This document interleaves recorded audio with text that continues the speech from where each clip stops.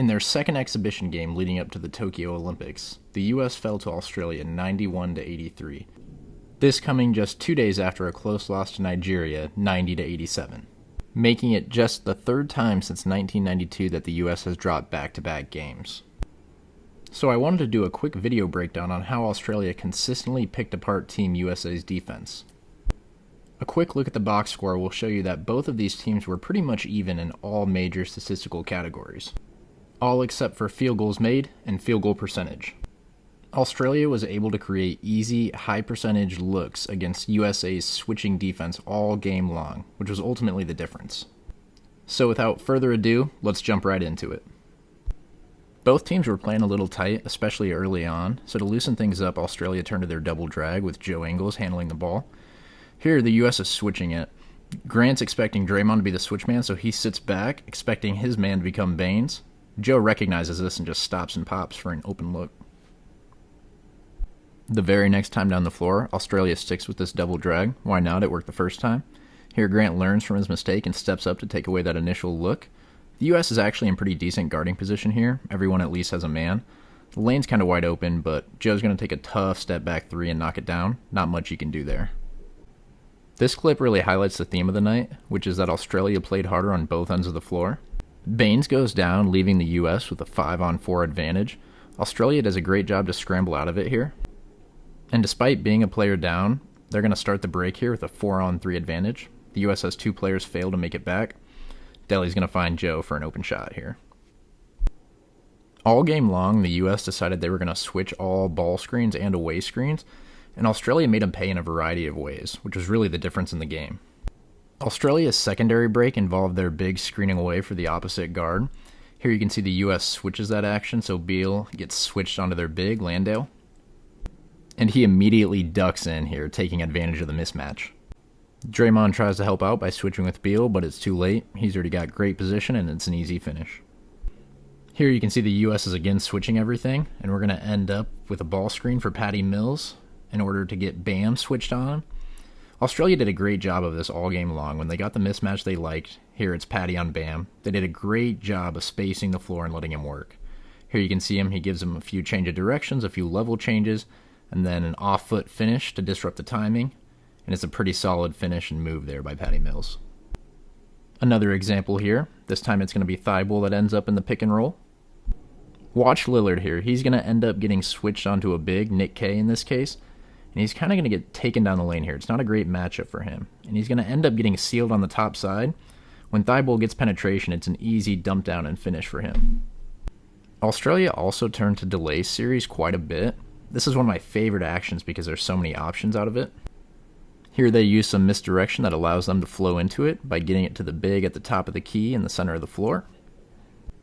Exum goes to set that pin down but slips it since they're switching. Levine's a little too anxious to get under that dribble handoff, allowing Golding to step back and knock it down. Again, Australia looks to take advantage of the U.S. switching here at the end of the first quarter. They're going to put Bam in another ball screen situation to get him isolated on a guard. This sticks Levine with Reith, the roller, so Garland's going to try to tag this to help out. Exum's going to make the right read here and hit Thibault as he lifts. Now look at the position that Reith has on Levine, pinned underneath the hoop, and that's an easy entry and finish. Another thing Australia did well all night long was execute sets. Here we see what looks like their traditional action where Delhi would go to receive this handoff. However, in this counter, he's actually going to screen away for Patty Mills to come and receive the handoff. Garland tries to blow this up, so Patty just zero cuts over the top, and it's another nice finish. Again, right here, we're going to see how the U.S. switching everything allowed easy penetration for Australia. Here, Sobey's going to end up with Bam switched on him again. Australia tried to put him in quite a few ball screen situations. Here, Bam does a nice job cutting it off, but it's an easy kick and penetrate for Patty Mills, and Tatum's just a step late. Here, Australia forces a switch in transition, and Patty ends up with Draymond, and Tatum ends up on the big down low. Australia does a great job spacing the floor to let Patty operate, like I mentioned. Tatum has to come over and help, allowing the easy putback. The U.S. struggled defensively all game long. Here we're going to see Kevin Durant break one of the golden rules by helping off the corner man.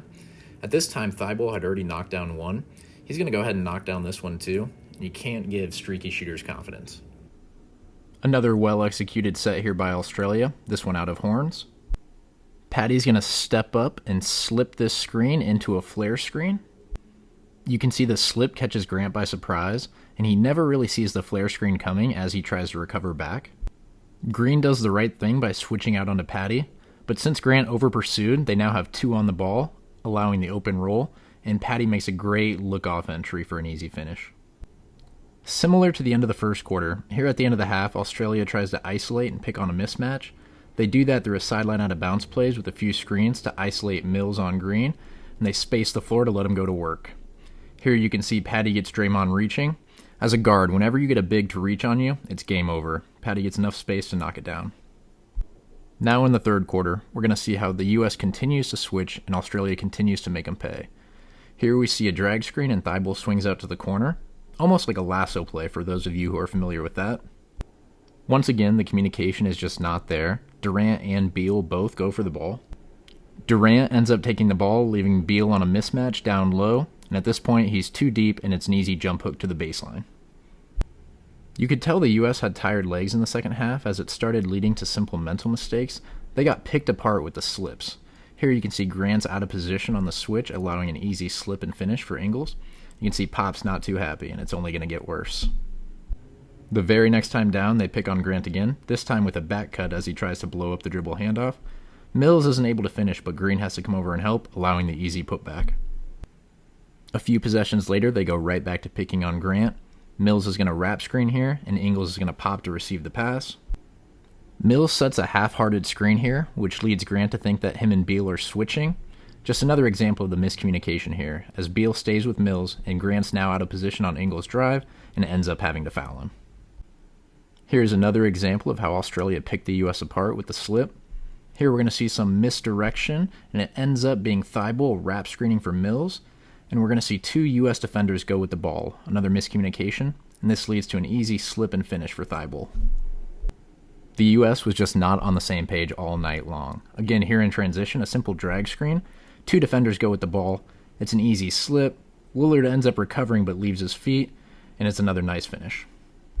Another thing switching does is it pulls the defense out. Here we see Reith go to set an away screen for Ingles, pulling Bam out. Now just look at the lane. Look at that space there. And Exum's going to put a move on Levine, end up getting all the way to the rack and finishing.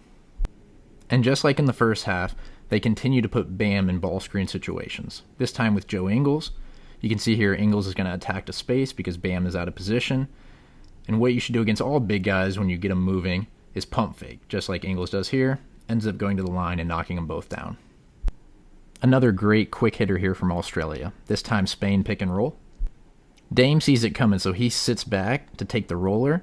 Golding recognizes this, so he slips to the top of the key, forcing a long closeout from Lillard, which he attacks, and then he ends up knocking down a tough step-back jumper. In this next clip, we'll see some Euro ball screen action from Australia. The U.S. is again going to switch everything, and Australia will once again make them pay for it with a slip. Here we're going to see the ball get reversed to Ingles, followed by a ball screen. Again, 2 U.S. defenders stay with the ball, allowing the easy slip and finish from Reith. And this was the story all night long. The U.S. was just out of sorts and not on the same page defensively. Here we see a motion strong look from Australia where Ingles will fly off the double screen. Beal jumps it so Ingles makes the right read and back cuts. Delly ends up getting it to him and he kicks it to the corner. Now look at the defense. 3 defenders at the top of the key. The help comes too late and Australia ends up drawing a foul. And it wasn't just miscommunications. The U.S. also struggled to guard the ball. Here Johnson tries pressuring Nick Kay to blow up the delay action, and he ends up simply spinning off of him for an easy finish. Australia was able to make the U.S. pay for even the smallest mistake. Here we see a traditional Pistols look, and Beal and Levine are going to switch this screen here, but Beal gets stuck on the top side of the roller, which you can't do. This allows an easy hit on the roll for a dump off and finish. And as Australia started to get hot, Patty Mills started to get more confident. Here we see a great baseline out of bounds set to free him, and he hits a tough fall-away jumper. And when it got to crunch time, they put the ball in his hands, often isolating him on a mismatch. Here they're able to do that through a handoff, and Patty ends up with Kevin Durant on him. Patty does the right thing here and pulls it out, allowing Australia to space the floor. You can see Pop yelling at KD to have a high hand. Patty's just going to go ahead and blow right by him instead and draw the foul. The very next time down the floor, they take advantage of the switch and pick on KD once again. Patty hits him with a Quick crossover right here, and then does a really nice job using his body to shield any real contest from KD. And I don't think there's a clip better than this next one that summarizes Team USA's defense last night. Here we're going to see delay action. Watch Tatum at the top of your screen. He has no idea where his man is. Ingles hasn't even cut up yet, so Thybulle is just going to slip to the rack for an easy dunk. Alright, that's it for this one. Really appreciate you guys checking it out. You may have noticed this is my first video. The plan is to do weekly breakdowns of concepts, players, and teams. So if you enjoyed this video, go ahead and give it a like and subscribe to the channel for more great hoops content in the future. Thanks.